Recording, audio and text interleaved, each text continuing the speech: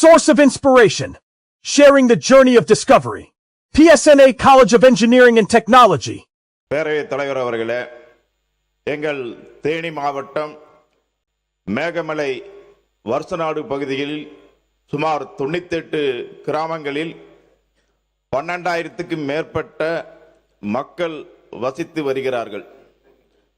இது அந்த மண் அவர்களுடைய மண்.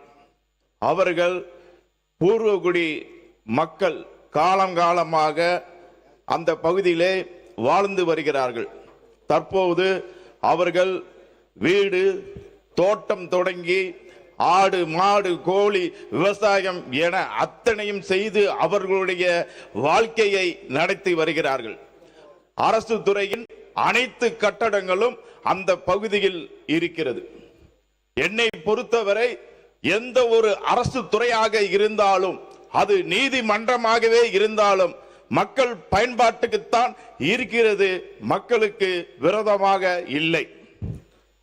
ஒரு காலகட்டத்தில் 98 கிராமங்களில் வாழும் 12,000 மக்களை வெளியேற்றுவது எந்த விதத்திலும் ஏற்றுக்கொள்ள முடியாது.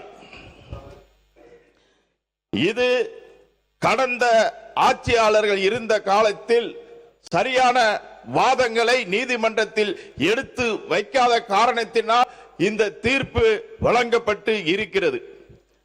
எனவே நம்முடைய அரசு, மக்களை காக்கக்கூடிய அரசு, தகுந்த சீராய்வு மனுவினை சரியாக எடுத்து வைத்திட வேண்டும் என்று கூறிக்கொண்டு, எங்களுடைய பொறுப்பு அமைச்சர் இது சம்பந்தமாக பத்திரிகையாளர் சந்திப்பில் எந்த விதத்திலும் மக்கள் வெளியேற்றப்படாமல் சீராய்வு மனுவினை நீதிமன்றத்திலே தாக்கல் செய்வோம் என்பதை கூறியிருக்கின்றார்.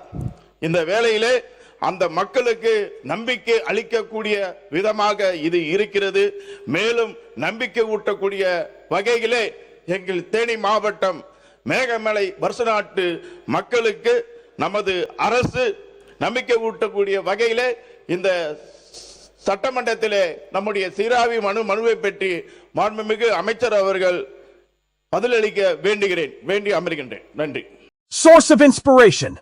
Sharing the journey of discovery. PSNA College of Engineering and Technology.